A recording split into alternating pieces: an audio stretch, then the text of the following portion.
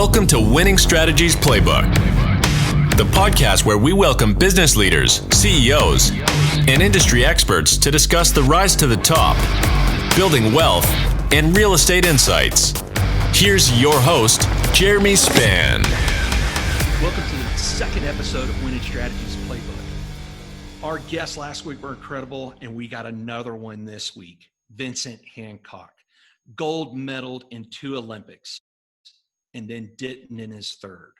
He tells the journey of starting off training for the Olympics at the age of 12 and gold medaling in 2 back-to-back Olympics, the only Olympian in skeet shooting to do back-to-back gold medals, and then he does it in his 3rd. He tells this incredible journey of growing up and then the journey of becoming an athlete, but also learning internally about himself as a man, as a father, and as a husband. He really opens up and shares that to be successful, sometimes you got to do some hurdles in order to get to where you're at. So we really appreciate you tuning in. And our small business of the week is Defender Outdoors Sporting Clay Ranch. We'll drop the address in there. I'm a fan of skeet shooting. I'm a fan of sporting clays. Naturally, with this episode, with Vincent Hancock being involved, go out there, get some lessons, learn how to shoot. It is a great sport. Vincent Hancock. How are you doing, sir? I'm pretty good. How about yourself? Man, living the dream, as always. Herding cats, juggling Molotov cocktails, living in chaos, which I love. That definitely sounds like Jeremy Spann all over right there. Man, I appreciate you coming on here and to share some time and stories with us today. And so we want, folks to get a peek into what it's like to be an Olympian. Not just any Olympian, but gold medalist Olympian. Back-to-back gold medals. World record crushing.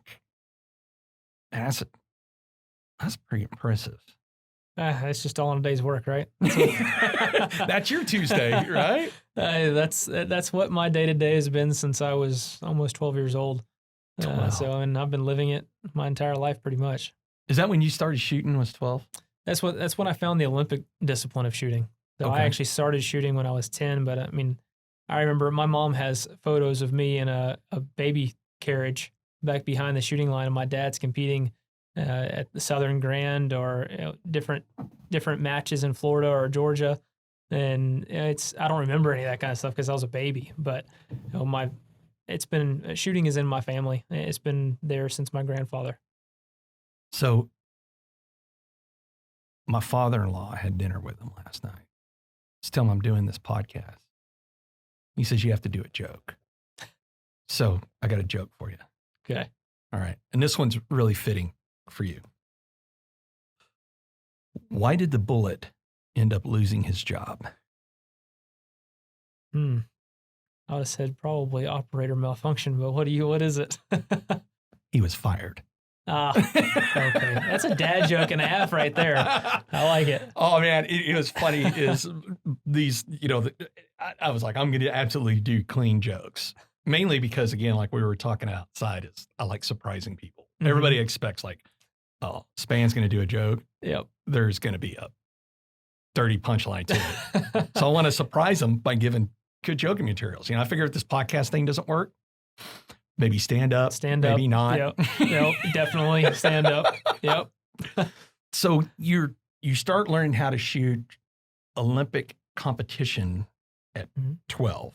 Like, what's the difference in that versus how you were shooting before? So there's a lot of different genres of shooting, especially in shotgun shooting. There's different things, a lot of different things for rifle and pistol too, but obviously what I do is the shotgun side of things, clay targets. So everybody that's in the shooting world that's really shot clay targets, they know of skeet, trap, and probably sporting clays. The sporting clays is growing like crazy here. So the first time that I stepped foot on a range, I was with my dad, or that I shot my first round of something. I was on a skeet field in Covington, Georgia. And then quickly progressed to sporting clays from there. And and we were at a 4-H state shoot in, I think it was 2001. I wasn't old enough to shoot yet. Either 2000 or 2001. And this kid comes walking down the line, stopping at every tent and saying, "Hey, why don't you come up to Atlanta where they hold the 90s, or where they held the 96 Olympic Games, and where they shoot the Olympic style of shooting?" I'm like, I looked at my dad. I was like, "Are you telling me that you didn't know that there was shooting in the Olympics? Like, seriously?" I watched the torch run through my hometown, and my second grade teacher ran the torch through my hometown. I've been an Olympic lover ever since 96 and seeing that torch. So like, I've watched it. I dreamed of, one day playing baseball as a professional athlete. I was like, I wanted to play in the Olympics, but all these other kinds of different things. And then all of a sudden you're saying that, okay, shooting is an Olympic sport. So I go there. American skeet and American trap are the American disciplines that were developed here in the U.S. The targets are pretty slow by my standards. They fly about 50 miles an hour, roughly, and they only go about 60 yards. On a skeet field, that you have a high house and a low house, and the targets cross over a central point about 15 feet high, and they travel 60 yards apiece. Trap, I think they travel like 54 yards. On international skeet, our targets it's the same skeet field, so same high house and low house, but our targets don't have as much of a dome. The clay targets are circular, and they're about this tall or so, and the dome on it catches the air, and it helps it to kind of catch air and keep on going, travel a little bit further distance. On international, our targets are not this tall, they're about this tall, and our targets have to travel 68 meters, so over 70 yards to be able to get there. And you're thinking, okay, extra 10 yards can't make that much of a difference.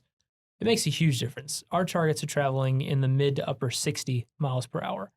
And one of probably the biggest differences outside of just the speed is if you're going to like the local gun club, Fort Worth Trap and Skeet, that's where I practice out of. But the normal guys that are just going out there and shooting, you're going to see them start with the gun up on their shoulder. And their head is on the gun. They call for the target, and they just move it and shoot. Well, in international, we're more so along the instinct based. So hunting, that type of movement, we have to start with a gun down by our waist. And then when we call pull, instead of the target immediately coming out and shooting it, we have a computer random generated time somewhere between 0 and 3 seconds that the target's going to come out at after we call for the target. It's not consistent. It's not consistent at all. Everything is stacked against you. So our targets are faster. We have to start with the gun down. We don't know when the target's coming out, and we have to shoot doubles on every single station, or multiple doubles on one station, versus on the American style, you're only shooting pairs on 4 stations, and it's the 4 easiest stations on the field. We're shooting it on 7 stations, and on all the majority of our targets are actually on the hardest station on the whole field. So it's, like I said, everything is stacked against you, but it was the most challenging thing I had ever done, and that's why I ended up going towards it. And then, so now you start this training on the Olympic style of shooting, and then the military comes calling your name. Mm-hmm. Yeah, so I started shooting just the first day I went to shoot in Atlanta. The first round I stepped out, I think I shot like a 23 out of 25. So it was pretty good. Yeah. And then I didn't shoot anything less than a 21 that whole day. And on the drive back home, it was about an hour and 15-minute drive home. I looked at my parents and I'm like, this is easy. Like, we're going to do this. I'm going to make the Olympic team fast than this. And then we come back the next day. I was on a Sunday, and I don't think I shot anything above like a 15 or 16. And I'm like, man, this sucks. This is hard. But like, this is way harder than I thought it was going to be. But on the way home that night, I told my parents that I wanted to go to the Olympics and I wanted to win a gold medal. So about 3 months later, my dad was a home builder, and he built a skeet field in our backyard on our 10 acres that was surrounded by pine trees. It's the only way we could make it work, because the shot would have gone out on, we were basically shooting on like a 3-acre piece. That's not realistic for anywhere outside of, we had this freaking mountain of pine trees that was just so solid you couldn't see through it. There was no light that made it to the ground pretty much. And that's the thing that saved us, or we could shoot there every day. And so, I mean, I shot there. I had a streak along the trees that was completely bare of bark. It was actually turned orange. So if you ever think about, okay, if I go in and just whack at a pine tree, take all the bark off of it, and shoot it a couple 100,000 times, what's it going to look like? What's going to look exactly like a freaking clay target flying across it. That's what it looks like. It turns orange. So I had one of the hardest places to train at. So whenever I went to competitions, it made it a little bit easier. And so fast forward a couple of years, I had been shooting and then get to 2005. I was 16, and I just went on a tear. I won almost every match I competed at that year. I shot in 7 international matches and got 7 medals with 4 golds and 3 silvers. Wow. With world records. I think I either set or tied the world record like 5 or 6 times that year. So it was a really, really good year. Really good year. And that obviously caught the Army's eye, because the Army Marksmanship Unit was founded back in 1956 by Dwight D. Eisenhower. This is not what they're going to tell you, but this is what we actually get told once we were there in the unit. It was set up to beat the Russians in the Olympics, because we couldn't beat them leading up to that. And so once they got there, they've won so many Olympic medals. It's ridiculous now. But once I started beating them, they're like, okay, well, we can't have this one kid beating us all the time. So let's see if he'll join us. And so, it was obviously a good look for me. Like, okay, I have these guys recruiting me. I'm 16 years old. Now, obviously they want me pretty bad. And so what are my options? I'm going to graduate in 2007. So the year before the Olympic team. I can either go to college, which I'd had some scholarship offers, but it wasn't much of anything. And it was mostly northern schools that had teams that offered those scholarships. So I'm not going to get to shoot as much as I want to. It's going to be cold. I hate cold weather with a passion. And I'm going to be away from doing what I need to do and being away from my family and, the kind of the base that helped me get to where I am. Or I could stay home and let my parents pay for a local school and then pay for all my training, all my travel, everything else, which they, at that point in time, they weren't making a ton of money. So they'd already spent over $500,000 on all my stuff over the course of the last, 6 years that I'd been doing it. I couldn't realistically ask them to keep doing that, and especially what it's going to cost during the Olympic year and the year prior was just an astronomical amount for them. Yeah. Or my other option was join the Army and shoot for the marksmanship unit. So that's what I ended up deciding to do, because I couldn't live with myself if I put that much financial burden on my parents. And I knew that I probably wasn't going to be able to attain the goal that I wanted to achieve if I had gone to one of those colleges that offered me an opportunity to shoot for them. So in order to make that happen, where I could make the 08 team, I had to join the Army between my junior and senior year of high school. So I went through basic training, I think it was like 3 or 4 days after my junior year of high school finished. And I shipped out June 1st. I believe I started like June 6th, or maybe it was actually later. We got delayed a little bit. I missed the first cycle. They put us in another one. There's so many people there trying to get in. It was during the surge in 06. And so we started, and we went through basic training, made it through. I graduated August 19th of 2006, and missed my first week of senior year of high school, but then came back. Actually, it changed me a lot going through basic training. It matured me a lot. It really made me focus on my school, made me realize just how good I had it at home and not having to be in charge of anything other than just doing what I needed to do. And so it progressed on through the rest of that year. I ended up getting all A's for the first time in my high school career. Education actually meant something to me. And I was able to get back to the unit the summer of 2007, or get to the unit. Actually, I didn't go to AIT yet. They delayed it so that way I could train all summer and prepare for the first Olympic selection match, which was in the fall of 2007. And so I shot the Pan American Games in 07 in Rio. That was my first major Olympic-like event, because the Pan Am Games is essentially like an Olympic Games for the Western Hemisphere. And it's always the year prior to the Olympics. So we shot that. I ended up winning that. I got in a sudden death shoot off at the very end with a good friend of mine, another guy that was on the marksmanship unit with me, a prior Olympic medalist. He was a bronze medalist in 2000 in Sydney. And so that felt good. I'm like, all right, I just went to a pseudo Olympics and lived in a village, competed at a high level, won. Like, I can definitely do this then. And so got to the first Olympic selection match in the fall of 2007, won that barely. I had a few target leads over second place. I shot well, but everybody else shot well too. And then I think it was either 2 or 3 days after I got back from fall selection, shipped out to AIT in Fort Leonard Wood, Missouri. And for Lost in the Woods, it's true. It's really true. Not a big fan of that place, to be honest. But still better than the cold. Yes. Oh, no, I went during the winter. Oh, yeah. So it really sucked because my first PT test, there was 6 inches of snow on the ground. Oh, no. Like, this is awful. The next PT test, I think we had 12 inches of snow on the ground. So, like, I was hating life, really and truly. And so anyways, I get through my 8 weeks or 8 or 9 weeks of AIT, shipped back to the unit. I've got my own dorm room and everything like that, my own barracks room. And I'm living there for a few months. I ended up getting married a few months after that, still young. My wife and I got married when we were 18. So 13 years or almost 13 years and going. So, had a lot of things happen in 2008. We got married in January 2nd of 2008. And then we we didn't buy our first house till the end of that year, sorry. Made the Olympic team in March of 2008. I shot an absolutely terrible first day of that final selection. Well, let me go into that. I don't want to miss this. This one, I almost crapped myself. So the first selection match, I had a 3-target lead.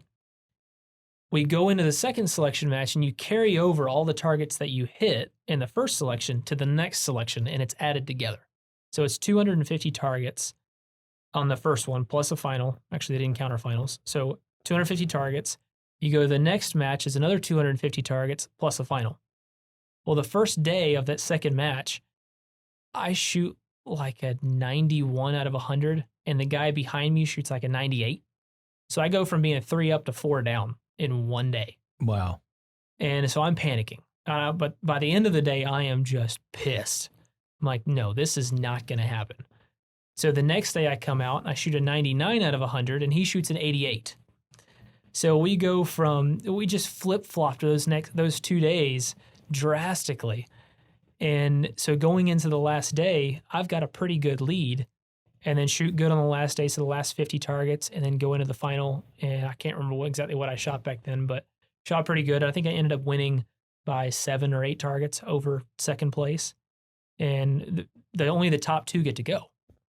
Yeah, so obviously the whole goal is if you're in first, then you're not in danger of losing to third place because you're not in second. Right. So I want to be in the lead as much as I can be and building that lead as much as possible too. So after the first day, I definitely went like that and puckered up a little bit. Yeah. And then thankfully I got my stuff back together again and shot a really good score the next day, kind of put me back where I needed to be. And that was kind of what led me to getting to my first Olympics.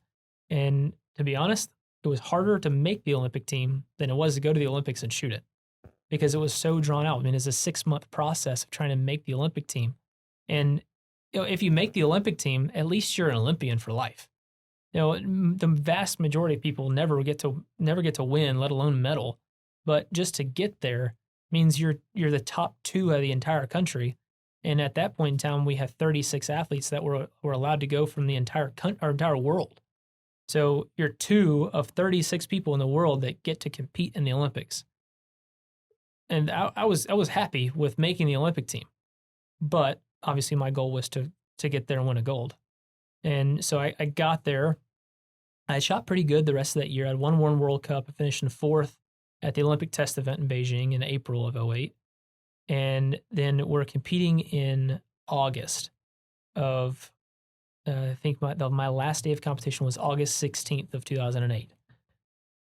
It is 96 or 98 degrees. It was an even number. 96 or 98 degrees outside, 0 wind, and in the 90-degree humidity level. I am burning hot. We actually have an ice vest that's hooked up to an ice cooler that's circulating ice water in it. And I've got 3 other ice packs that I'm trying to put all over my body. So I'm wearing this vest, pumping ice cold water throughout it. I've got 1 ice pack on the back of my neck, 1 on the top of my head, and 1 I'm just moving everywhere else. And I'm still sweating profusely. I'm nervous like crazy. I'm going into the final in first place in Beijing, and I have to go and shoot a really good final because I'm ahead by 1 target. So over second place. And I know that I want to win. So if I shoot a perfect round, then I win. I'm guaranteed to win it. But if I miss 1 or if I miss 2, then I could be going down and down and down and down. So I'm freaking nervous. I'm 19 and at the Olympics, the biggest stage. I'm the youngest person there competing. And we go out there and finally just take everything off. I'm like, it's not going to get any better. So let's just go shoot this thing.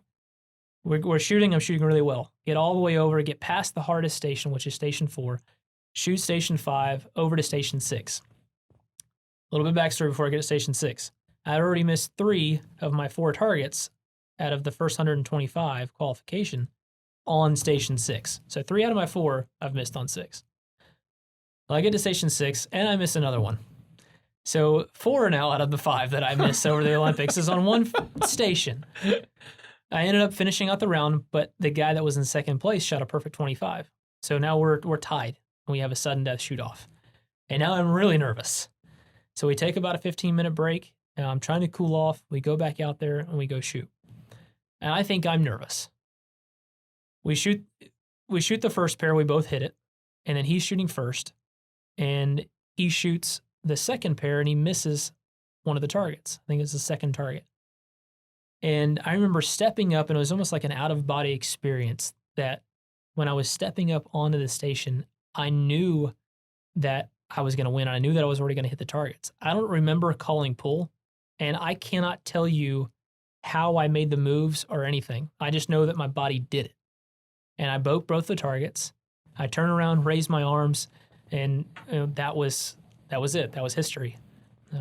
As far to my knowledge and everybody that's told me and the things that I've looked up, I'm the youngest male to ever win an Olympic gold medal in skeet shooting.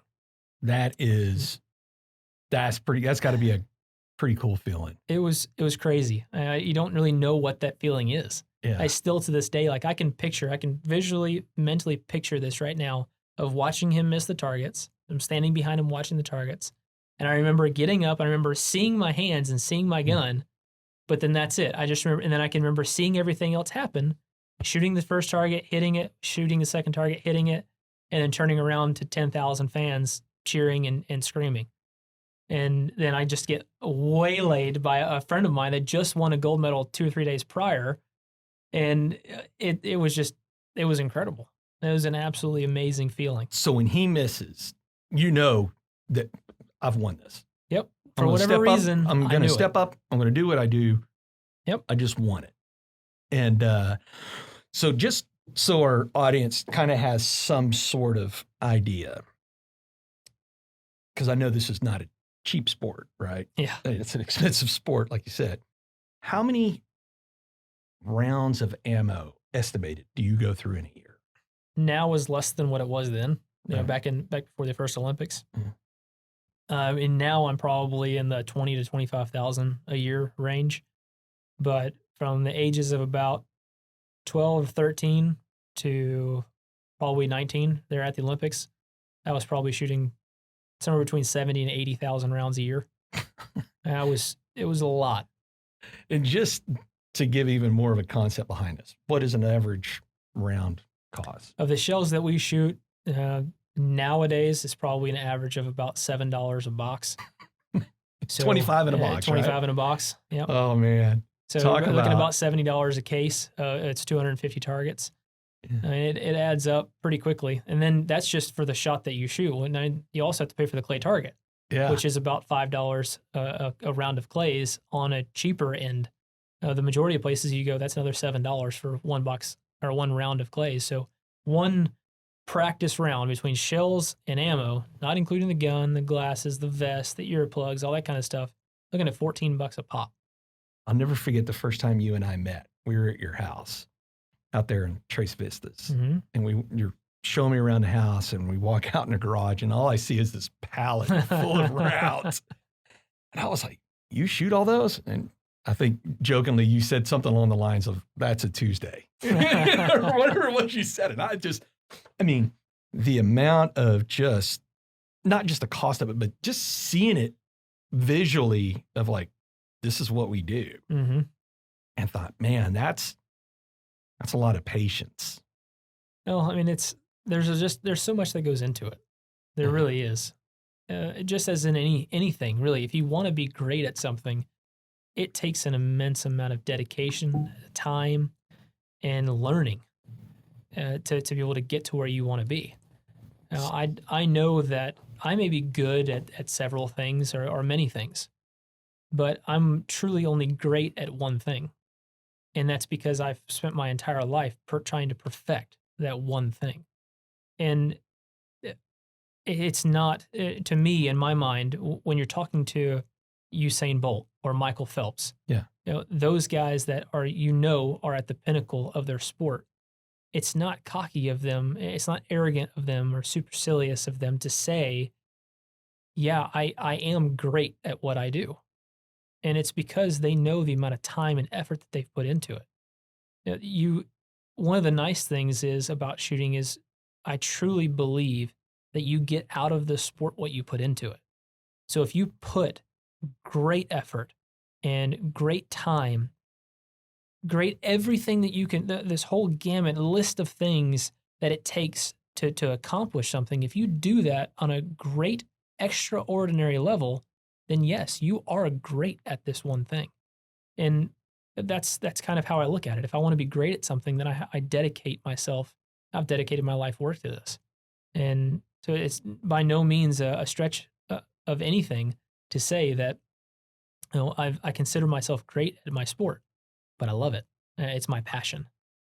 And that's what I should be. If I didn't feel like I was good at it or great at it, then I shouldn't be doing it. Man, in my opinion, you're great at 6 things, actually. Naturally shooting. You're a great Christian. You're one of the most devout guys I know. You're a great husband. You're a great father. You're a great friend. And number 6 is you're a great client. You should be saying that, man, Jeremy. I'm telling you, hey, if there's anything I love is when I get a call from Vincent Hancock that says, I'm ready to buy another house. And it's always funny. Laura and I were talking about this, because you'll go, you and Rebecca would be like, oh man, we're sorry for, we changed our mind, this and that. And we're like, hey, look, if all of our clients were like, you guys, like I would have zero stress in my life. But you are, and it's interesting to hear you say, what you're passionate about and what you're great at is, and I can't think of anything in my mind that you don't just give full speed at everything you do, right? Just that focus. And it brings me back to something you said when you were doing the trials and panic sets in. And then when you fast forward and nervous, right? So what do you do in those moments of panic and nervous to bring yourself back to center? I can tell you that usually I don't ever panic. That first day in 08 trials, I panicked a little bit, but I quickly found out that panic doesn't help. So then I just got pissed, and got back to saying, no, okay, this is not acceptable.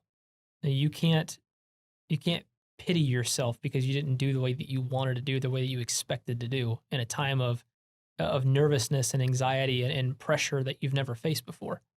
You have to rise up to that challenge and find a way around it. And that's kind of how I am with anything that I have to face is you have to find a way through it or around it. One of the two. Pressure, anxiety, nerves, it's all going to be there. There's nothing that you can do about it, especially in a competition-like setting. There's many things that I feel in business that I've been able to work around. Yes, I've got some pressure, but it's not based on just me being able to go out and, despite all of the weather, all of these different things that can have an effect on something. No, if I sit down and I use my brain, then I can overcome anything. So that's the kind of the way that I approach business and school and all that other kind of stuff. But in my sport and sports in general, you're competing against other people and you're competing against something else. It's not just yourself out there that you can trust yourself to do it every time. There's always factors trying to take you down. So what can I do to offset as many of those errors as possible? And it's about breaking it down and understanding it at a very, very basic level. What does it take for me to accomplish this task? And you do it one step at a time. So like with the athletes that I coach, we start literally from the feet up. It's foot position. And then it goes to hold point. Actually, it goes to your knees. And you have a little bit of bend in your knees, and then it's your hips. You kind of all do you do these things all at one time, but as you're starting and you're developing an athlete, you have to tell them this every single time. Well, then you get your hold point, or you get your break point, and then you get your hold point, and then you set your eyes. But at the same time, during the course of all of this, you're telling yourself, what do I have to do in my move to be able to break the target? Well, as soon as I see the target come out, I need to start transitioning out in front of the target. I need to lock onto it. I need to use my eyes to see it clearly. I need to use my body to move to it. And everything happens so fast. I mean, we're shooting the first target in less than 3/4 of a second. And then when we're shooting our pairs, we're transitioning from the first target and pulling the trigger on the second target in less than half a second. So over the course of, a quarter and a second, a second and a quarter, you're shooting 2 targets, all starting from the hip, transitioning to here. The wind's blowing 20 miles an hour. It doesn't change anything. We have to make those transitions, but it still starts from the feet up. So you walk yourself through those basics, and if you accomplish each individual task, you'll never miss. And to do that in Beijing in the summer, see, when I was in the Marine Corps, and my last 2 years were on embassy duty, Beijing was my second post. So I've experienced Beijing in the hot. And here's the thing too that people don't realize. It's not just the heat, it's not just the humidity, but that pollution. Mm-hmm. I try to explain to people the level of pollution that's there. So you're not even breathing good air, right? I mean, it's just all these things going against you, yet you step up and you prevail. What happens between there and 2012? That's a roller coaster and a half right there. So after Beijing in 2008, I kind of ride that high, and I'm sitting high on the hog. I accomplished my dream. I reached it. I got the gold medal hung around my neck. I got to watch the American flag being raised on the podium. And so, like I said, I rode that high. I shot really well for the next year. I won the World Championships a year to the day. So August 16th of 2009. So a year to the day after the Olympic Games. I won my second World Championship at the time. And after that, I'm like, all right, I just keep going, right? Just keep shooting. And I know I wanted to make the 2012 Olympic team and try to go win another gold medal. But I wasn't really thinking about that. I'm just going to keep doing what I'm doing. Traveling around for the Army, they're running me ragged. I'm doing PR events. I'm doing recruiting events. I'm getting on generals' personal jets. As good as that made sound, I would get a phone call Thursday morning at 8:30, and I had to be on a plane at 11 o'clock. And it's just one thing after another. Leaving a wife at home that's in school and keeping care of the house, keeping care of a dog, all this other kind of stuff. It wears on you. You want to be home for a little bit. And so in 2010, I shot well again. I only won 1 medal overseas, but I made every final. And thankfully, I won the quota place, one of the 2 quota places for the U.S. to compete in the Olympics for London at the 2010 World Championships in Munich, Germany. I finished 5th, and I was done at that point in time. What do you mean by that? Tell me, I was mentally done. Tell me more about that. Because mentally, the travel, it wears on you. Yeah. And my wife was pregnant with our first daughter. So she was due in August middle of August of 2010. Well, I'm in Germany the first week of August in 2010. So I am within a week or a week and a half of my daughter's due date, and I'm competing at a World Championships because I have to.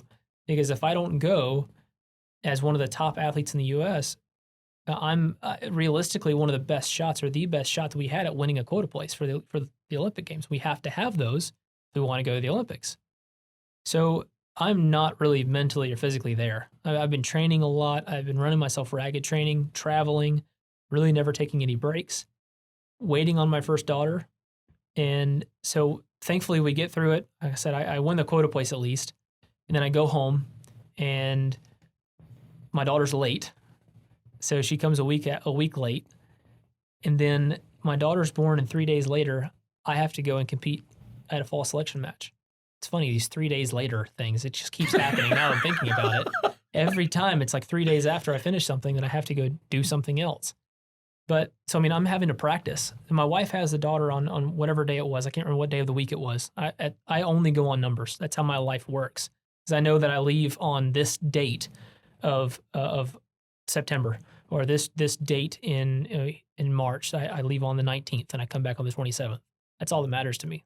I don't know days of the week. And so I'm there and I'm competing, but while she's having the baby, or right before she's having the baby, I'm practicing still. I have to go to the range and practice because I need to make the team for the next year. So she has the baby on one day. The next day I'm practicing again and I don't want to be, but I am because I need to be there. So I go and shoot, and I go back to the hospital. I get her, and we go back home. The next day I go shoot. The next day I leave. And I'm gone for 10 days competing. And it really took a toll on me. So the next year I made the world team, but I did terrible. I mean, awful. I don't think I made a single final. I didn't win any medals, obviously. I didn't make the final as the top 6 athletes at the end of qualification.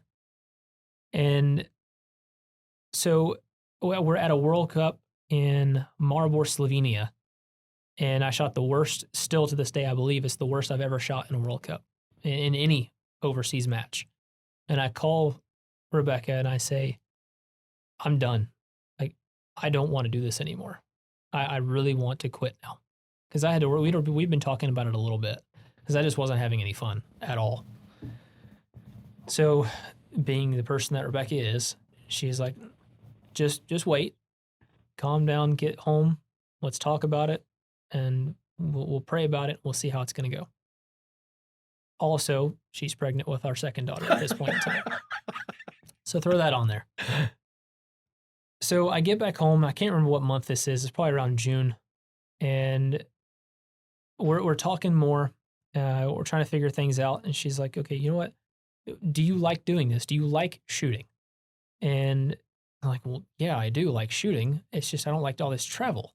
And I don't like being gone. I like being home with you and with Bailey. That's my oldest daughter. And it's running me ragged. I'm tired. She's like, okay, well, take a little bit of a break. Let's pray about it. You need to pray about it and figure out what you want to do.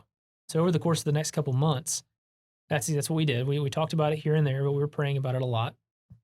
And finally it hit me that I had never set another goal for myself after winning in Beijing. So I was going through aimlessly, just trying to go to matches and shoot. Just doing the motions. Just going through the motions without actually knowing what I was doing them for or why I was trying to do them in the first place. So it kind of all hit me, and I'm like, okay, well, this is going to take me a while to dig out of this hole. But what are the ways that I can do this? Yeah. First thing is I have the Pan American Games that I need to go to is in 2011. It's the Pan American Games in Guadalajara, Mexico. I can go there and I can win. And then I need to go to the fall selection match, which is the first Olympic selection match for London, and I need to win this. So those were my first 2 stepping stones. I go to Pan Am Games, I win. So I get my second gold there. And then I go to fall selection and I win there as well. I still am so... I doubt myself so much, though, on the world level.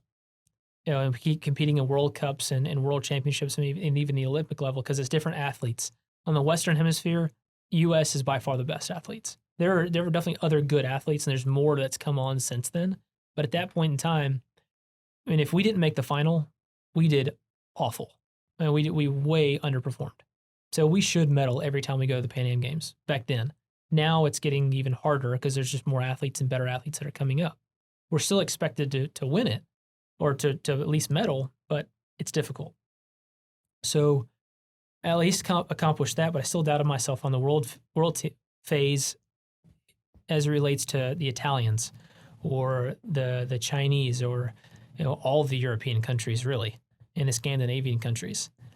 So I look at it as, okay, I'm going to take stepping stones for these World Cups.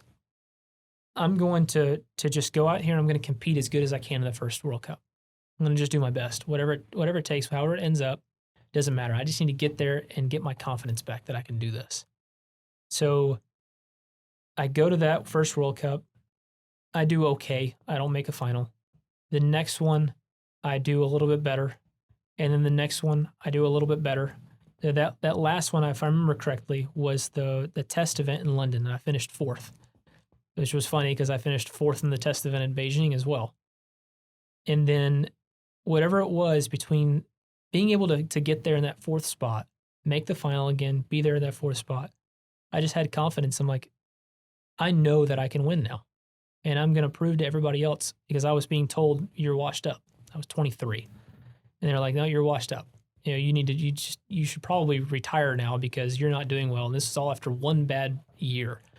It just wasn't the normal me. I want to interrupt here for a second. Haters are going to hate, aren't they? Yep. If the folks that have been incredibly successful in life, like yourself, listen to what people said, you would have been a wash-up. Mm-hmm.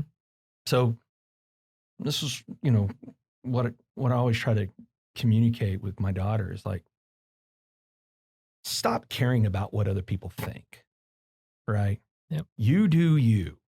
Because if you listen to what everybody else is telling you, the second you believe it, they were right. Yep. Don't believe it.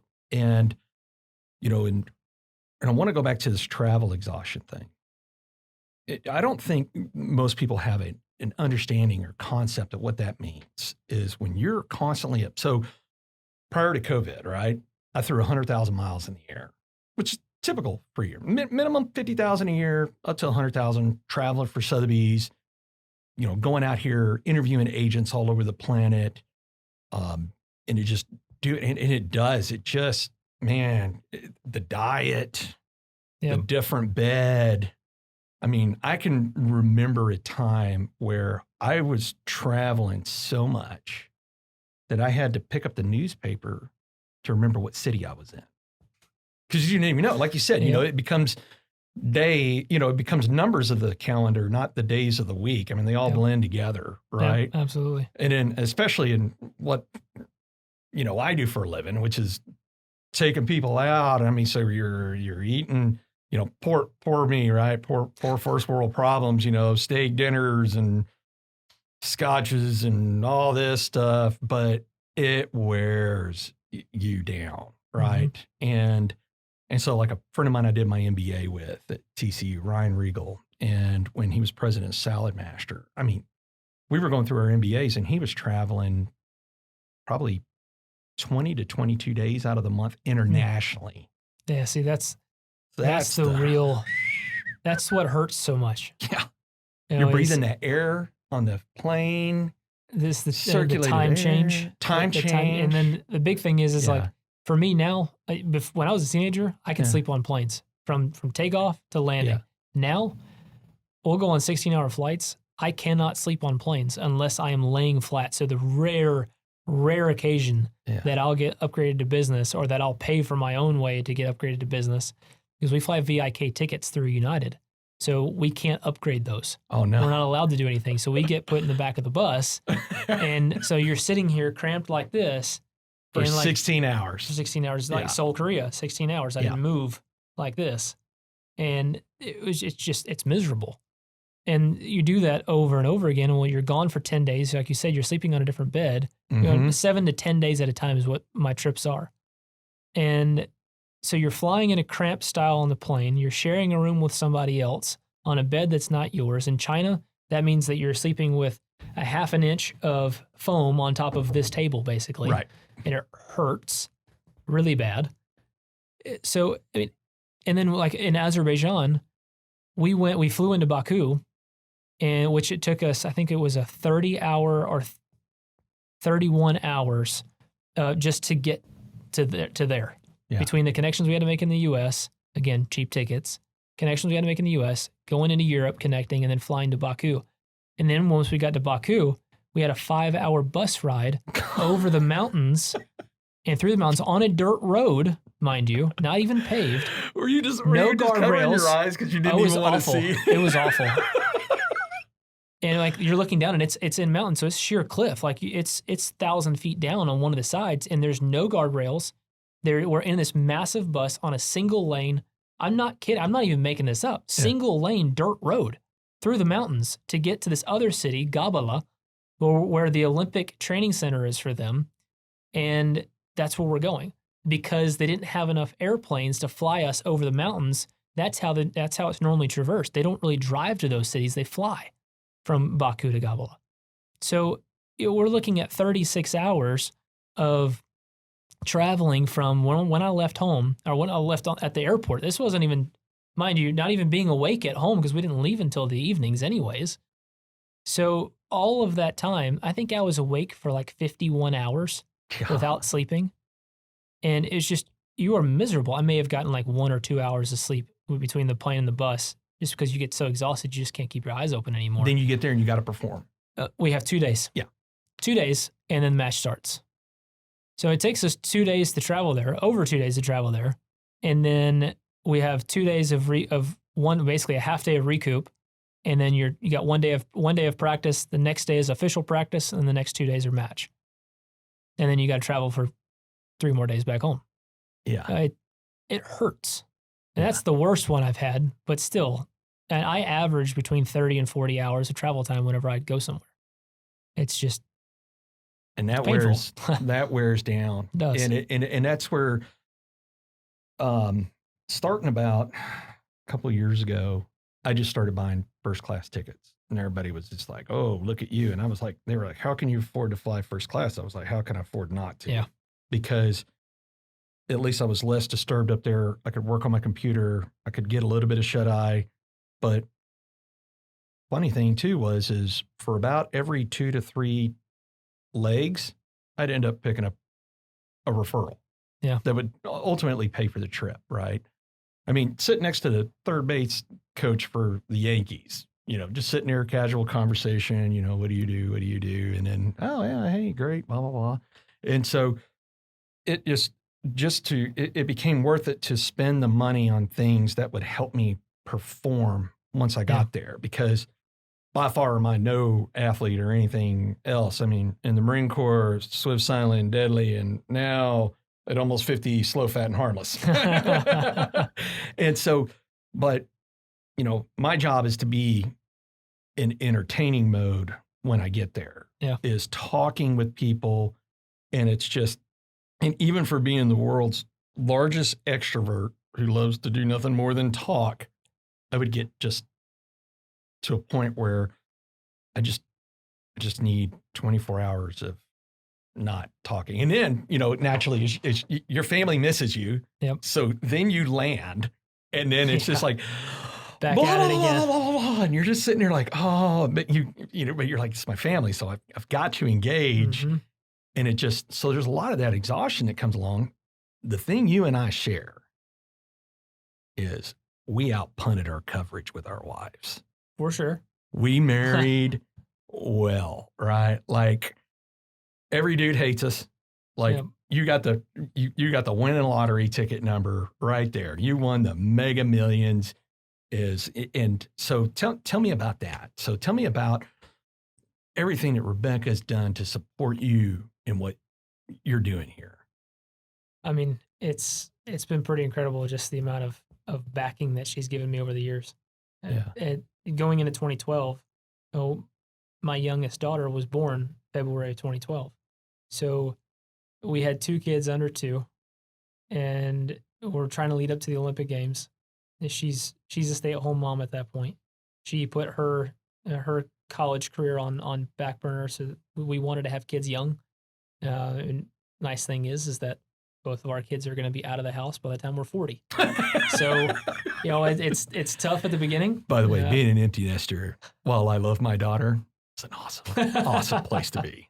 Well, we're already looking at each other now because they went to what we call Camp Grandma during the summer. Right. They were there for like 2 or 3 weeks. And once we got them back, I mean, like, it's awesome. We've got some detoxing to do, obviously. But we love them, and I play with them every day. I help them do their homework every day. I cook dinner for them every day. And with Rebecca in school, I literally do everything. Yeah. And I mean, she does a lot still. Yeah. I But can't. you're paying it back. I feel like I'm doing it. I'm not. I'm only doing like half of everything, but it just feels like I am because I'm trying to pick up everything that she can't do now. Yeah. While she's dedicated to her studies, being in nursing school. So she basically committed 10 years of her life to raising our girls, of raising me. We got married so young, and being stupid and dealing with all the stuff that I would just say or do or just random stuff, and all the time being gone. There's no way I could be the person that I am today if it wasn't for her, really and truly. She has helped me to change my life so vastly that I wouldn't have won the second Olympic medal if it wasn't for her. And I would have probably been done with shooting at this point. If I wasn't, then I'd probably still been in the Army and still doing the same old rigmarole that the other guys before me did. And I just didn't want that.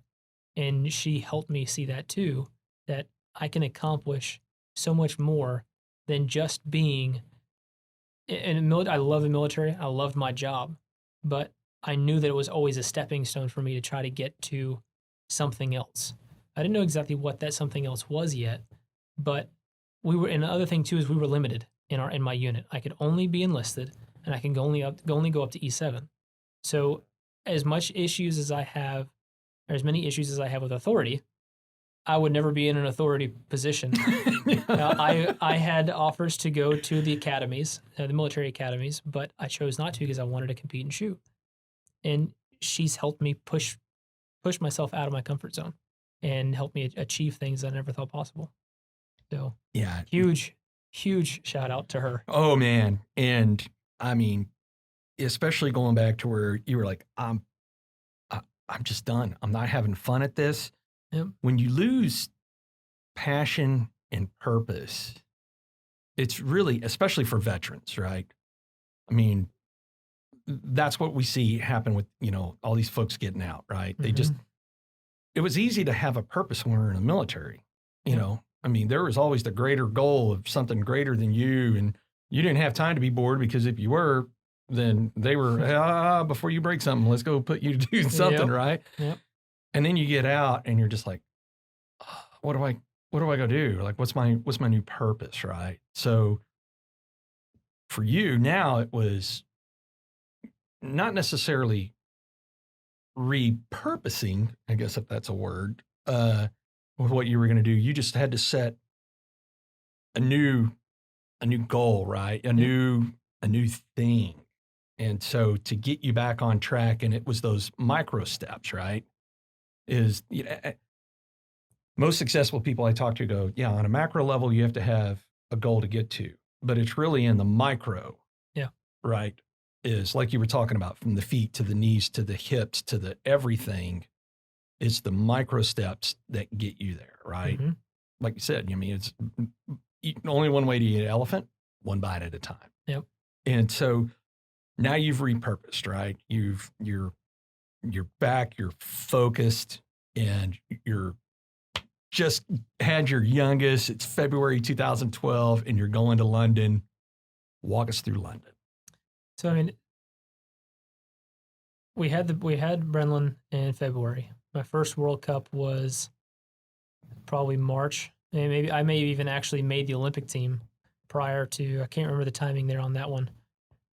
Basically we had a match in March, match in April, match in May, and then the World Cup, or the Olympics, was in July. So obviously I'm trying to be home with the girls. I'm focused on spending a lot more time with my family when I'm actually at home. and trying to dedicate my time to them and attention to them so that I can, because I felt like I was missing that before. My first daughter, I missed her first steps. I missed her first words. I missed her first everything because I was gone. I didn't have a choice. I was told to be gone. But I also was so dedicated in trying to shoot as much as I thought that I had to, that I was gone even more than what I necessarily had to be, outside of all those times of me being told where to go and what to do. So when I'm home now in 2012. And when I'm on the range, I'm on the range. I still, at that point in time, didn't have a really good understanding of compartmentalization. I was just kind of just starting to get into that realm. But it allowed me to regain purpose again, find happiness again, as I enjoyed being home with my family. And as we get through all those World Cups and that staging, getting through and get to London, and I get there, and I remember, I'm like, okay, we're walking into opening ceremonies, and I remember this is why I wanted to go to the Olympics again. This is why I love being here, because I'm with 600 other athletes that have, their life's purpose is to make the Olympic team and compete at a high level, as well as to represent the entire United States of America on a global stage where 6 billion people are watching. People that love the NFL, and I love football, eat your heart out, because 300 million people watch the Super Bowl, but 6 billion people watch the Olympics. There's a big difference there. And it's a truly global event. And that's kind of what just, it sunk in so quickly. Now, I didn't say it back in 2008, but I'll say it now. The best part about the Olympics is not winning a medal. The best part is actually walking into opening ceremony. I remember each time, and I've gotten a little bit closer to the flag each time I've walked in, but that first time I was walking down into the bird's nest in Beijing, and it's pitch black in the little alleyway that we're walking into. You can see the American flag. It's just all black, but you can just see it there. And I think I'm 13 rows back. Everything's starting to get louder. You can hear them calling out the countries in front of us. The athletes are jumping around. They're getting excited. And we're all smiling. We're all laughing. We're all playing around, joking with each other just because we're excited. And as we're getting closer and closer to the edge, the end of that tunnel, everything is super bright outside, right? It's almost blinding because it's so bright with all the lights. And then the country in front of us walks. And then as we're prepping and as they're telling us to, okay, walk, let's go, we start going, you can just feel the energy changing. And then all of a sudden the flag hits the light and it just bursts into the brightest, most bold red, white, and blue you've ever seen in your entire life. And the crowd, you can hear it. It starts with the people that can first see the flag, and then it just gets louder and louder, and then they announce United States of America, and then it's just deafening. And then people are clapping, they're stomping their feet, they're cheering, they're screaming, they're chanting USA, USA. And all the time my eyes are on the flag as we're walking out. And it's just surreal to be in that moment, to be a member of that team, and to know that you're representing yourself, you're representing your country, and I was representing every person that was in the United States military at the highest level of competition the world has ever seen. And that by far is the best thing you can ever experience as an Olympic athlete. And then you gold medaled. And then you win a medal. And that just makes Again. it better. So you win, you gold out again. Yep.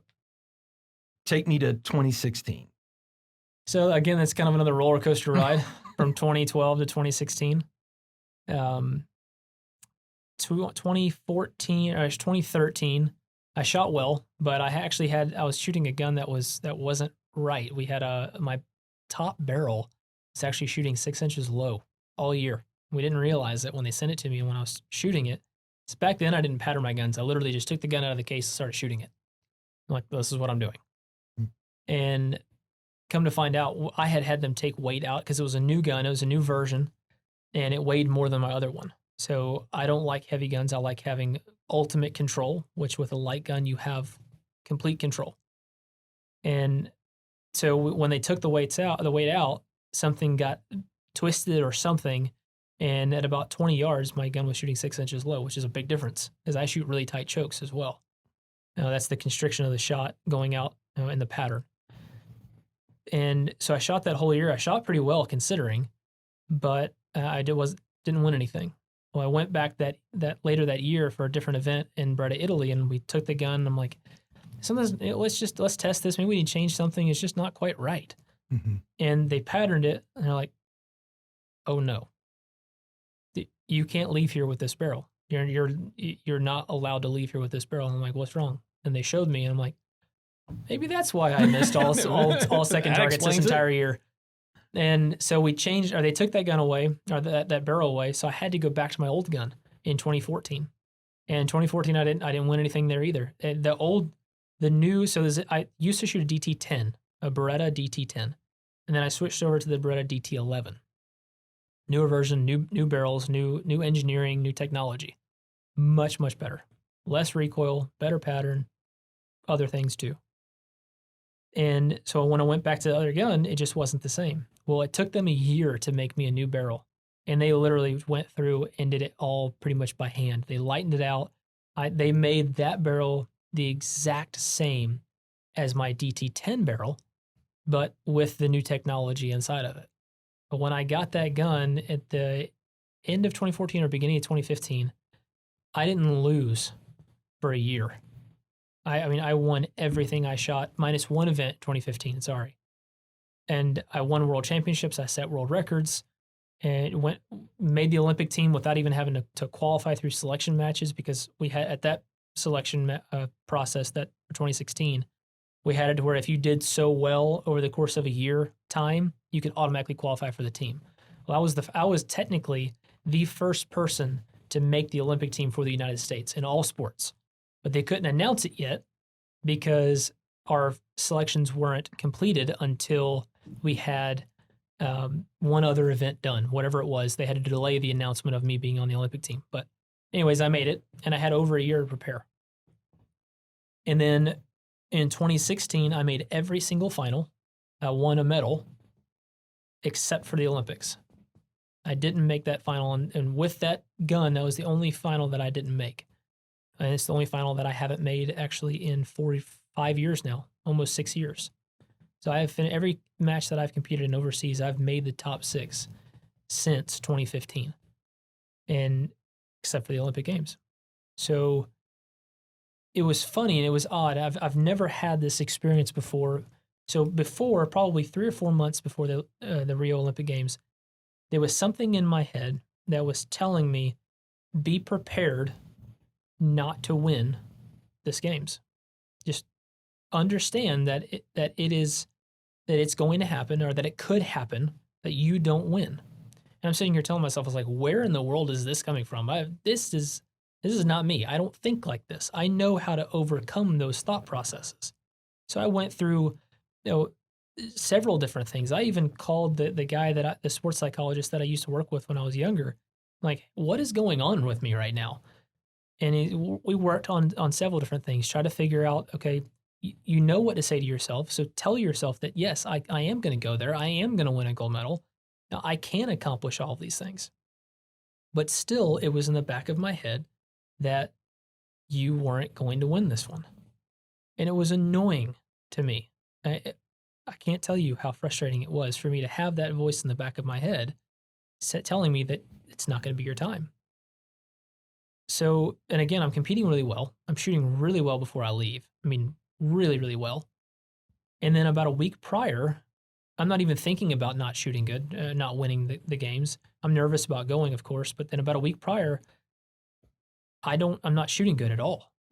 And it's like I'm completely lost and can't find it. I work through the process. I work through all kinds of different stuff, but just isn't right. And then I'm getting frustrated at little things. Well, I get down to Rio, and if something could go wrong for me, it was going wrong down there. I mean, I was getting knocked by the referees, and I never get counted or none of the referees really even talked to me outside of saying, "Hey, Vincent, how are you? Yeah, you're good, like always." I was getting taped on stuff because we're at the Olympics. We're only allowed to have so many logos, and you're not allowed to have anything that's a competing brand, except or with the IOC sponsors. So like Nike, I can't wear a Nike shoe but I can wear a Nike shoe or whatever shoe I want, but it can't say Nike on it anywhere. It can have one logo, but it can't say Nike on it. And then my glasses, they say Pila on both sides and on the front. Well, you can't have anything on your front or on your back. So they have to tape the sides and they tape the front as well because they're not allowing me to tape. They're not allowing me to do that. I get there, they changed the rule like 2 months prior that we can't wear electronic earplugs anymore. Well, I had taken 6 months, and I never saw this come through. I had taken 6 months getting used to using electronic hearing protection because it allowed me to hear a little bit better and still be able to block the gun noise. So I had to take the batteries out of that. And then I had to tape my gun. They wouldn't let me, the equipment that I'm using, I had to tape logos on that. I had to put tape on the butt pad even because they're like, oh no, we could potentially see this one day. They went nuts on me. And they didn't do it for some of the other athletes, which was really frustrating. I had tape on my hat. I had tape on my shoes. I had tape on my pants because it was raining on me. I was the only round that it got rained on. And it wind and it was blowing right in my face. So it was hitting my glasses. So I tried to shoot with my glasses on, couldn't see because it was like this. Took my glasses off. It was blowing 15 to 20 miles an hour. So the wind, and it was misting. It wasn't heavy rain, so it wouldn't fall straight down.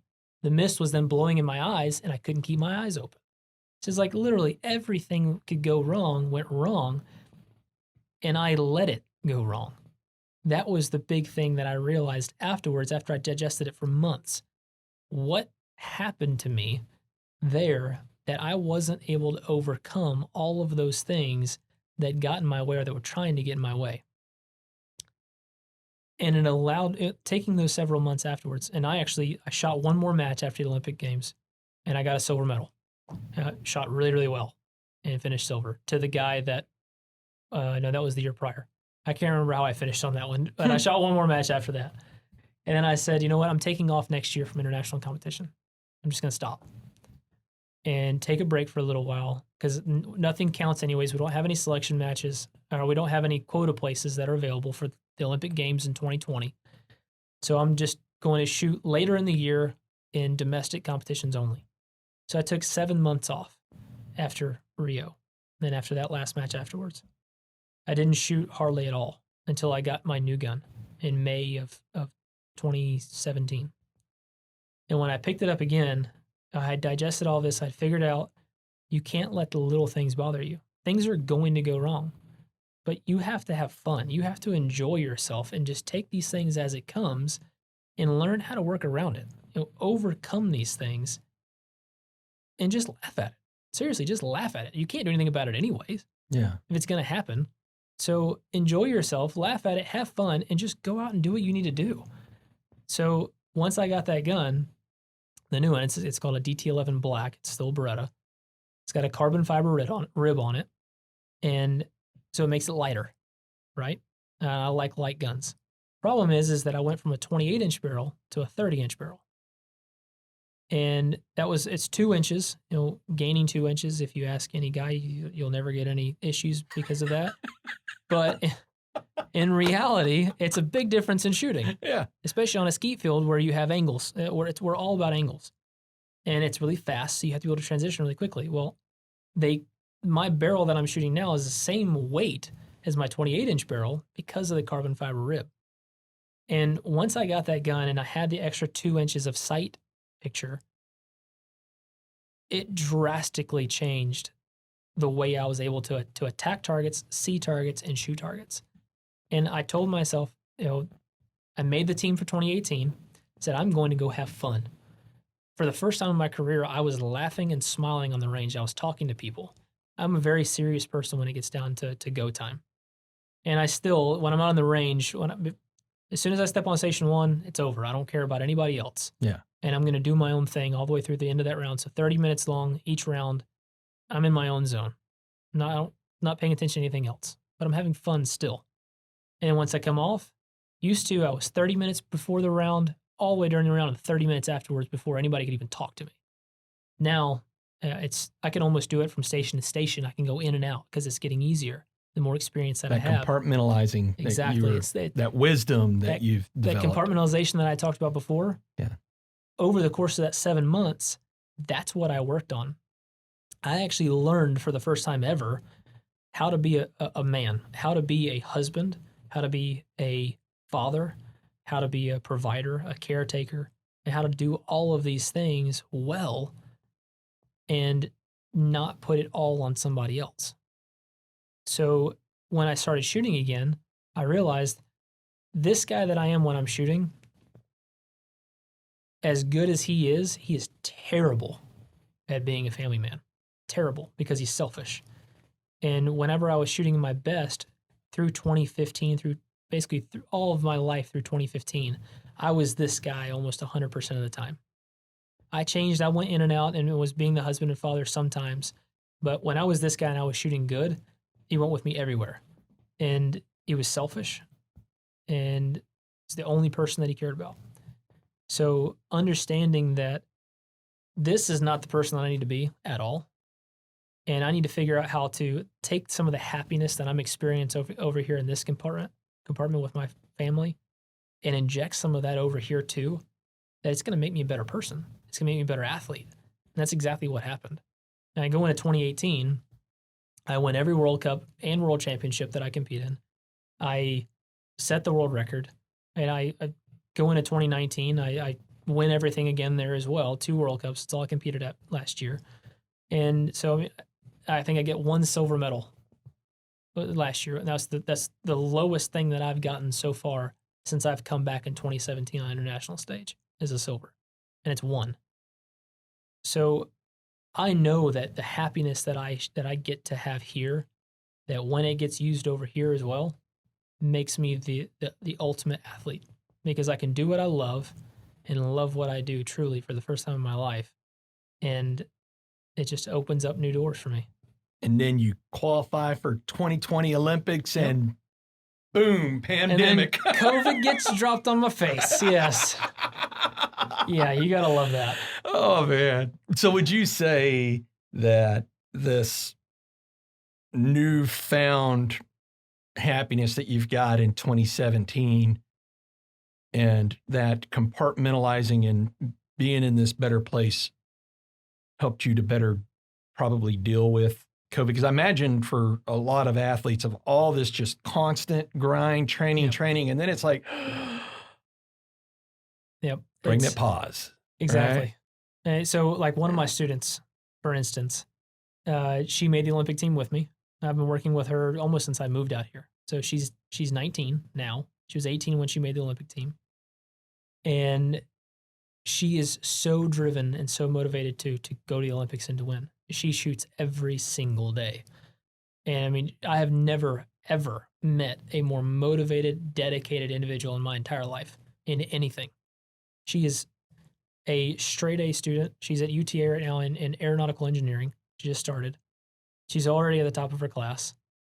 And what she does on everything that she assigns herself to, she is the best. So it's pretty incredible what she can do. But when this all happened, she was lost at the beginning of it because she had no idea. She's like, what do I do now? Meanwhile, I'm over here. I'm like, well, I was going to take off next year anyway. So I'm just not going to shoot this year. I can't shoot anyways. So like, I mean, I've shot maybe a case of shells in the last 5 months. And people are looking at me, they're like, you're crazy. You're going against what you preach. Because I tell them, like, look, right now, nobody else is practicing. If you're practicing right now, you're making leaps and bounds over everybody else that's not. Yeah. The problem is that I did that for over a decade.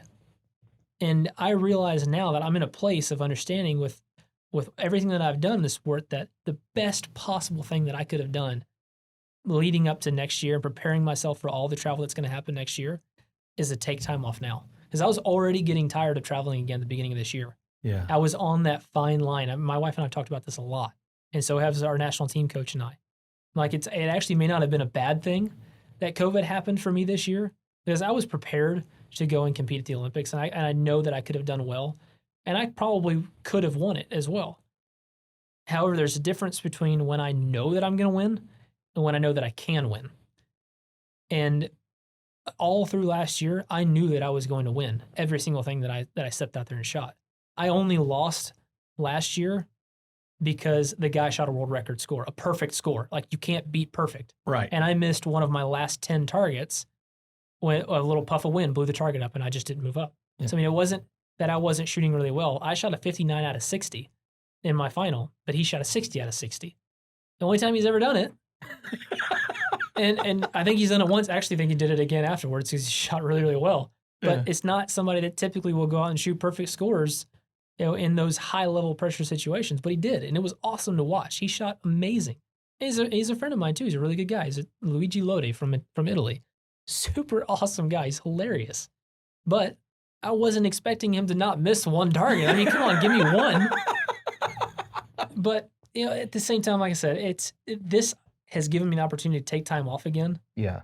At the beginning of this year, through the first selection match, I was getting to a point where it was just so much pressure that, because I put it on myself. I mean, it's not from anybody else. It's from me putting it on myself to get there and win at the selection match to make the Olympic team, because I know my livelihood depends on me making teams and me doing well overseas.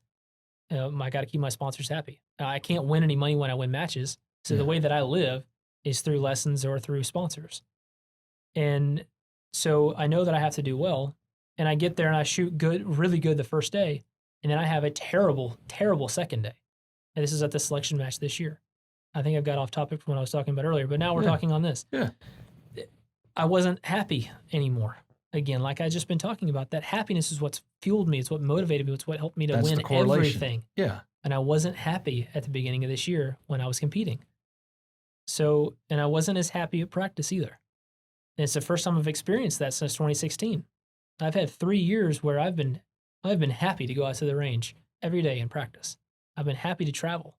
I've actually been excited about it, traveling overseas and shooting and having fun and competing with those guys.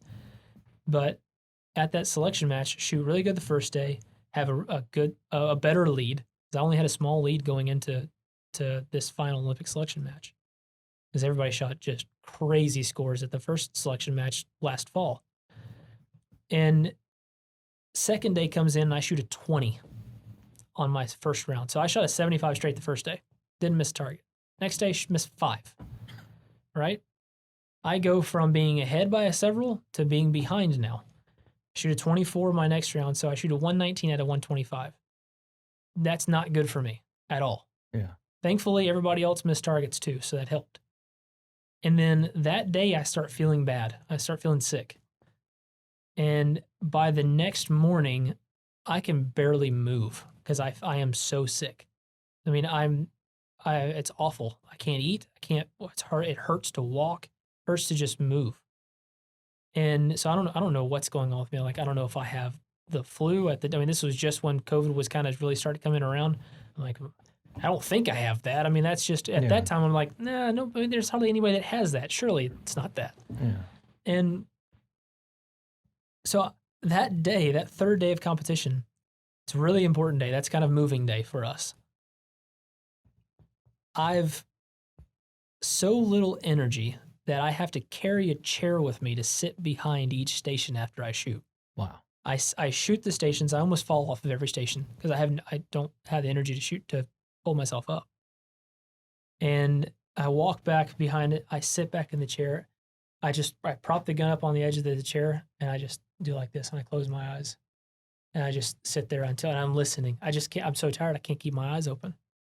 So as soon as I hear the last person go, and I have a whole routine, and the routine's just gone.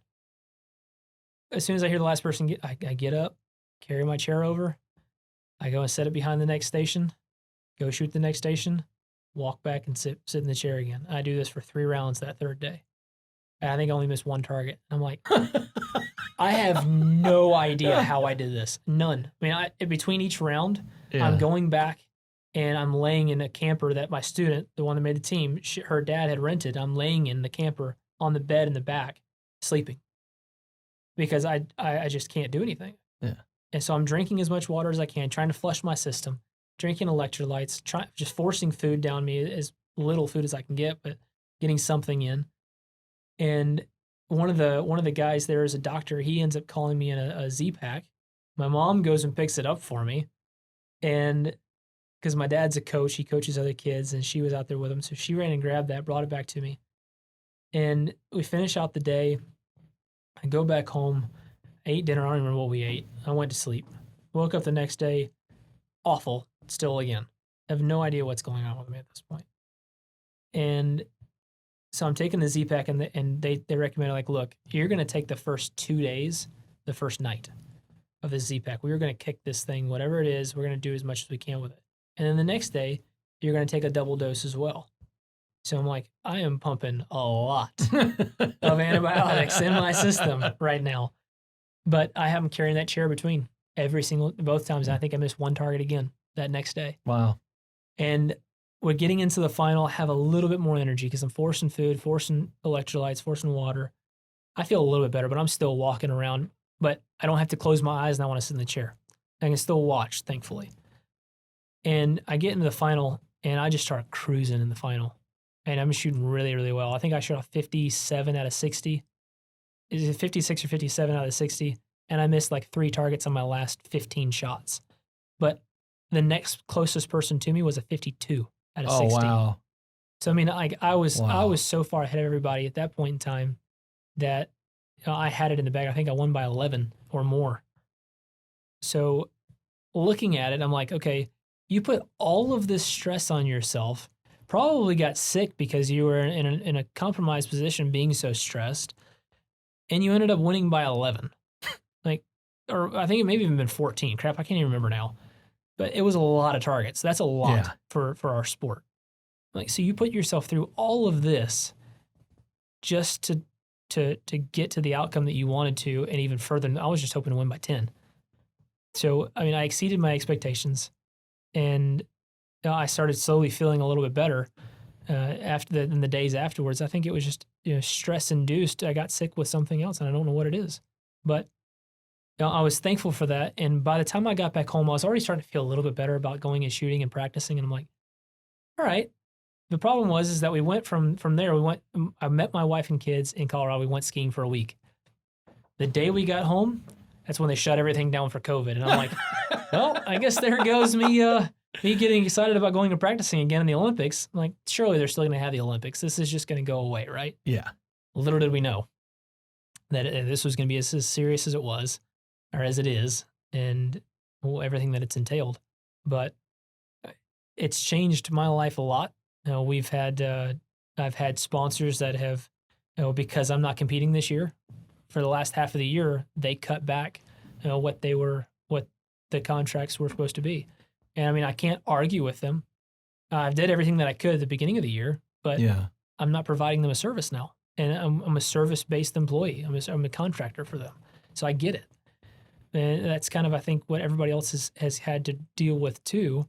Well, maybe not you. I mean, you're selling houses like hotcakes right now. But it doesn't suck right now. I'll tell you that right now.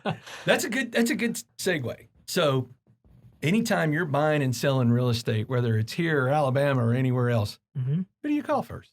I mean, I have to call you, right?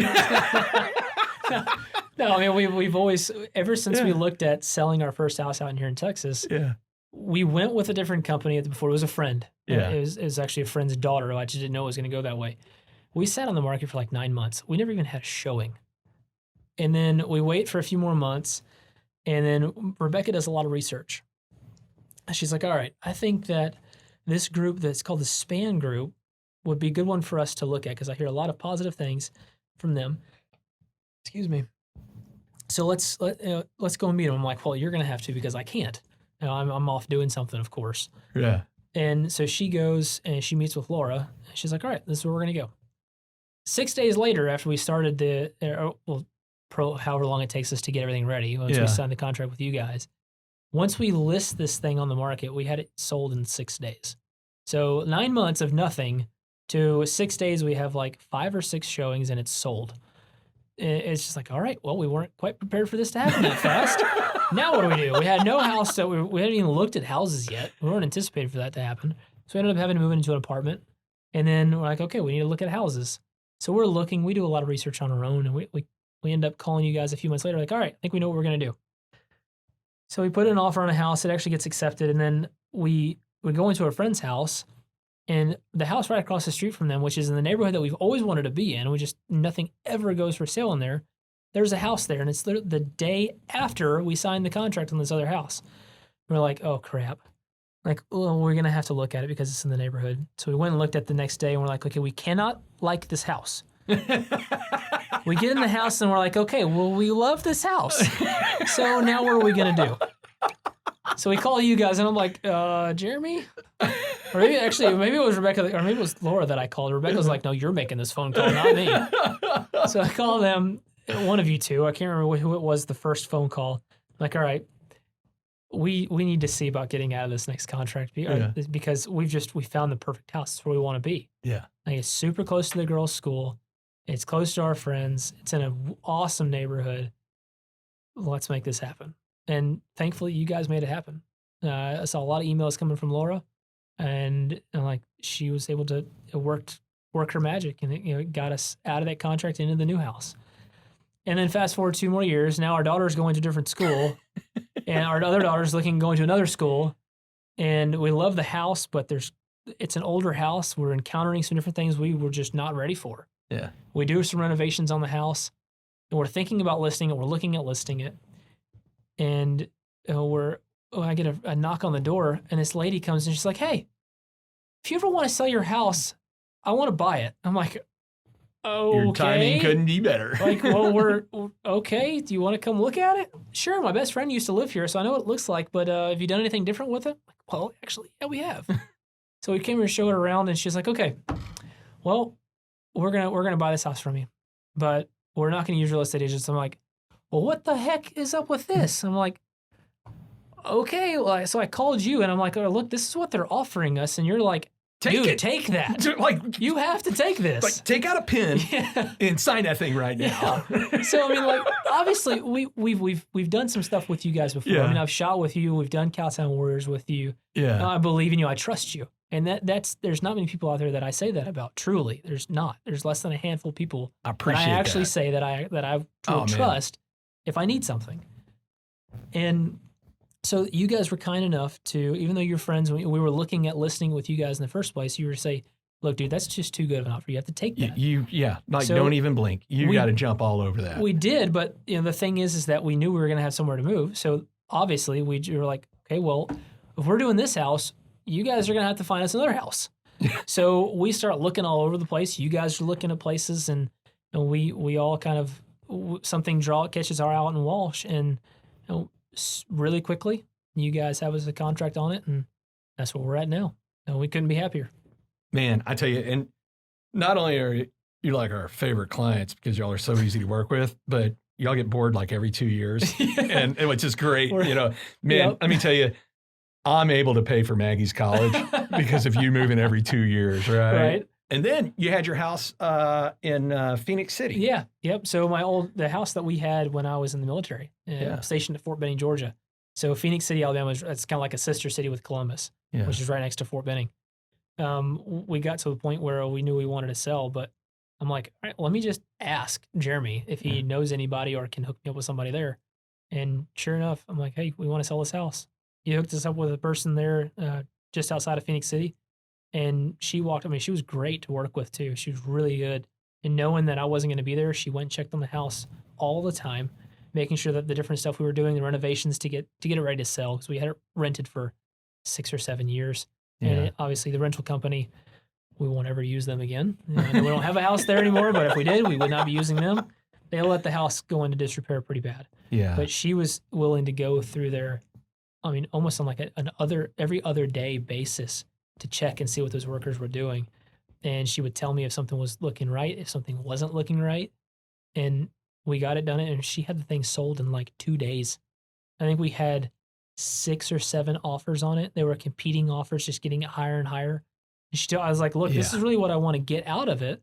She's like, okay, we're going to list it for this, and it's going to sell for higher than what you asked. And it did. It went for like $8,000 more than what we had it listed for. Wow. I'm like, yes, ma'am. Sold. If we ever have a house there, we're using you again too. And it's because you guys had a great recommendation. Man. So that's where, what warms my heart is I love helping clients. And it's that thing you said, trust, right? Trust is the currency of business, not money. Yep. And I love being able to do that for folks. But when you're geographically locked because you can't be everything to everyone everywhere, how could we take that model, which was, hey, let's start traveling. Let's start picking up the phone. Let's start interviewing agents everywhere using cultural index to see how they process information. So that way, just like you, when somebody wants to buy or sell real estate anywhere on the planet, they can come to us and we're going to get them put with the right person. And then that allows us to feel like we've expanded our footprint of driving value and happiness for so many more people out there. We've been #1 in Sotheby's here in the Metroplex 2 years in a row for the most outgoing referrals. And anybody can call and do a referral, hey, will you blah, blah, blah, blah, blah. But that takes the value away from it. And it doesn't do any good if it doesn't close. And it's not going to close if the person's not representing them the way they should be representing them. And so, man, thanks for the big, shout out on that one. That one's huge because we love doing that. We love absolutely helping people. And man, I'm going to ask you one last question. All right. I probably know the answer to this already because of, our conversation here. If you could go back to 18-year-old self, what would you tell 18-year-old self, knowing what you know today? The first thing that I would say is the first thing you need to focus on each and every day, every single day, is being a good husband to your wife, being a good father to your kids, and living and doing the right things in a godly way. It's not telling people that you're doing it that way, but do it for yourself. Stay true to yourself. And the shooting comes with it.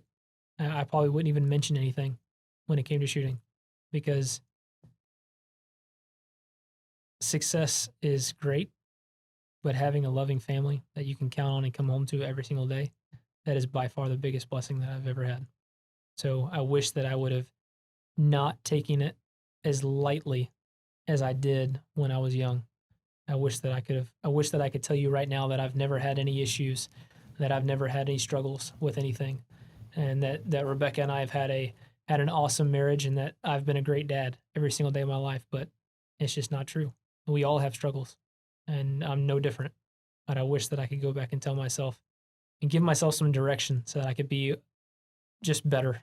I truly want to be better each and every day. And I wish that I could have the time back to go back and be the man that I am now then so that I could just be that much better now. So the name of this podcast is Winning Strategies Playbook. And man, you are, you might got a new sponsor here. I'm just going to put up Vincent Hancock and go Winning Strategies Playbook right here. That's like, just look at his pretty face and that does it. So how about somebody wants to get lessons or want to follow you on social media, want to get in touch with you? How do we connect them with you? So I'm usually pretty active on social media. Because of COVID this year and not being at the range, a lot of my stuff is centered around being out on the range and coaching or shooting or something like that. I haven't been as active lately, but that's going to pick right back up again as soon as I start shooting. But I'm still there, still checking my DMs and all that kind of stuff. So on Instagram and Facebook, it's just, if you type in Vincent Hancock, I should be the first one that pops up, but it's at Vincent_Hancock on Instagram. And I've got 2 pages on Facebook. It's just Vincent Hancock, and then the other one is Vincent Hancock fan page. Fan page. My wife made it way back when, and that's where the majority of my stuff goes to publicly. Yeah. But I mean, outside of that, as far as lessons go, yeah. And I coach kids or people from first time they ever shot a gun to Olympic level athletes. I've got another lesson coming up next weekend that's with a 12-year-old kid, and he's just now getting started. And it's fun to be able to be in at that beginning process because you can kind of see them, watch them, and develop. But to be able to get in contact with me there, you can either shoot me a DM on social media, or you can email me at my personal email, vincenthancock13@gmail.com.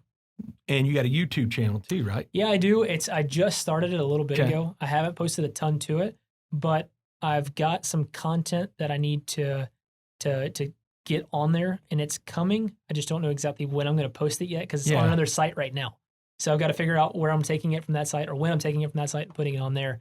But I'm going to try to start posting a lot of the stuff that I do on like my social media as far as Instagram. That's my main platform of my teaching things onto the YouTube channel, just to kind of go a little bit more in depth with it.